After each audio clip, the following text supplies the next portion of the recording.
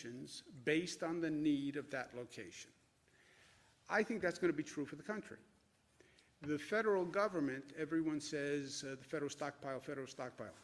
There's not enough. And this increase, which is nothing new. It's happened every day since we've started this. It's been a long month. Something a little bit different than the data today. We're not really 100% sure yet what the significance is as we're feeling our way through this. Number of people tested, 18,000. Positive cases are up 8,000, total of 122,000 cases.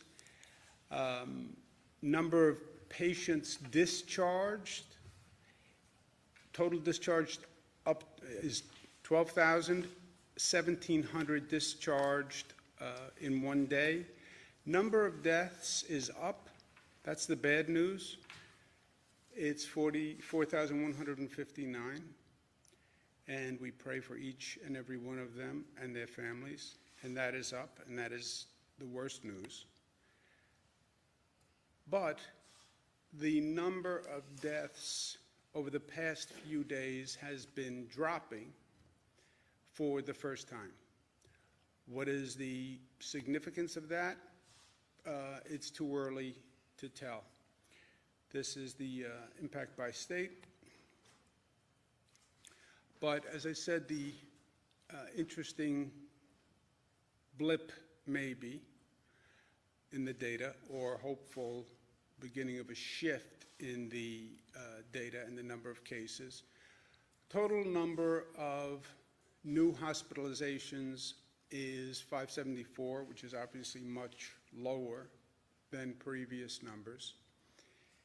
That's partially a function of more people being discharged. But you see ICU admissions are also down. The daily intubations down slightly from where it was. Again, you can't do this day to day. You have to look at 3 or 4 days to see a pattern. Discharge rate is way up, and that's great news. And the statewide balance of cases has been relatively stable for the past few days. There is a shift to Long Island. Upstate New York is basically flat, and as Long Island grows, the percentage of cases in New York City has reduced. This is when, for those people who look at the data, you have all these projection models, and what's been infuriating to me is the models are so different that it's very hard to plan when these models shift all the time. But there's also a difference of opinion on what happens at the apex, right? Everybody, all the models say you go up until you go down. Thank you very much.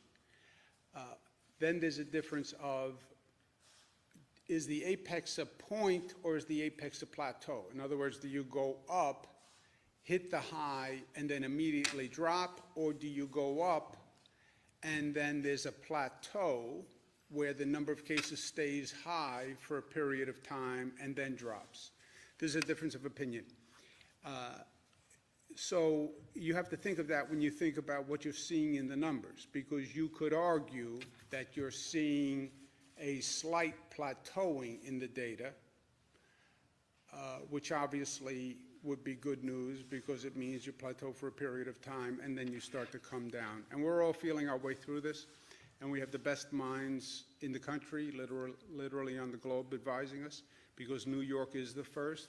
I also think it'll be very helpful for the other states that follow. I was just talking to Dr. Zucker about codifying everything we're learning, because when the next states start to go through this, we hope that they can benefit from what we're going through. But we're looking at this seriously now, because by the data, we could be either very near the apex, or the apex could be a plateau, and we could be on that plateau right now. We won't know until you see the next few days. Does it go up? Does it go down? But that's what the statisticians will tell you today. As we've said before, the coronavirus is truly vicious and effective at what the virus does. It's an effective killer.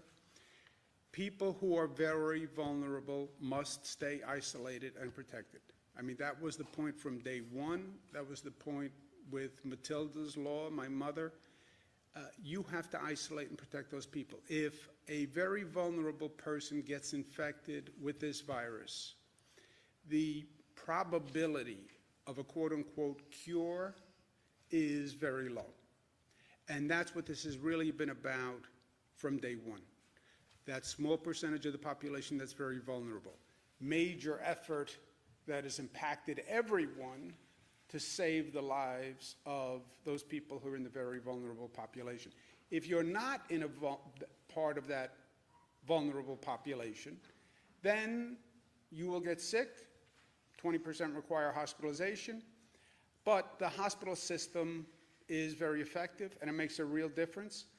And that's why the highest number of people ever now being discharged, right? So you're just seeing the evolution of this whole story. You're seeing the narrative unfold, right? We're all watching a movie. We're waiting to see what the next scene is. And as the movie unfolds, you start to understand the story better and better. Rush of infection rate, rush of people into the hospital system. Hospital system capacity explodes. More people are in, but more people are coming out. 75% of those people who have now gone into the hospital system are coming out of the hospital system. It also helps with the capacity of the hospital system because obviously the more people who are coming out, it makes it easier to handle the large influx that's coming in. Having said all of that, the operational challenge for the healthcare system is impossible because the system is overcapacity all across the board. It's just overcapacity. So what we're basically saying to a system is you have to manage with the same resources that you have, same staff, an overcapacity situation. And that is putting a tremendous amount of stress on the healthcare system. You're asking a system to do more than it has ever done before, more than it was designed to do with less. I understand that, and I get that. And day in and day out, the commissioner and everyone at this table deals with the healthcare system. I understand what they're dealing with. I understand they're being asked to do the impossible. And they are being asked to do the impossible. But life is options, and we don't have any other options. So you get to a situation and you do what you have to do in that situation. And that's where we are. The only operational plan that can work, right? Because you know the system doesn't have the capacity, doesn't have the supplies, doesn't have the staff. So how do you handle this surge over capacity? We have to surge and flex, which means you have to deal with, if you're an individual hospital or hospital network, yes, you're going to be over capacity.